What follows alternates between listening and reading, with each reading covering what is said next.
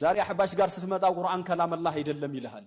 ቁርአን ከላሙላህ ነው የምንለው፣ ቁርአን ከላሙ ጅብሪል ነው ይልሃል። ጅብሪል ለነብዩ አንብበውላቸዋል ነው የምንለው እንጂ ቁርአን የጅብሪል ከላም ነው አንልም። መኽሉቅ ነው ይልሃል አንልም። ይሄን ማለት ውድቅ ነው። ቁርአን የአላህ ሳይሆን የጅብሪል ነው ያለ ሰው እኮ ይከፍራል። አንዳንዶች ይሄን ማይለዩ የሚነገረው ነገርን በትክክል ማይረዱ ይሁን ነገር ሲነገራቸው ዚህናቸው تتبادر اذهانهم الى الرد ልባቸው ወዴት ነው የሚበራው የሚሮጠው እንዴት አድርገን እንመልሰው።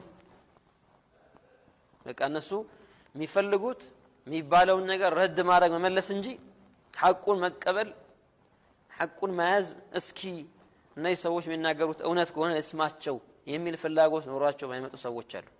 እነዚህ ሰዎች ናቸው አንዳንድ ጀማዓዎችን በዚህ የሚወርፉት።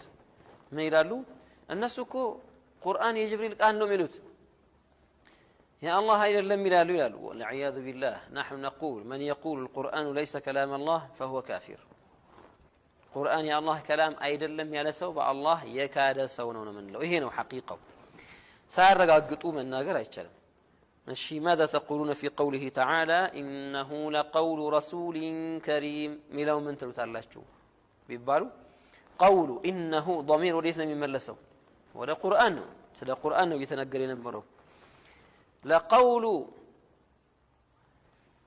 قول ነው يعني قول قاله قرأه ያነበቡት ይሆነ በምን መልክ በአድራሽነት መልክ ليس من باب التأليف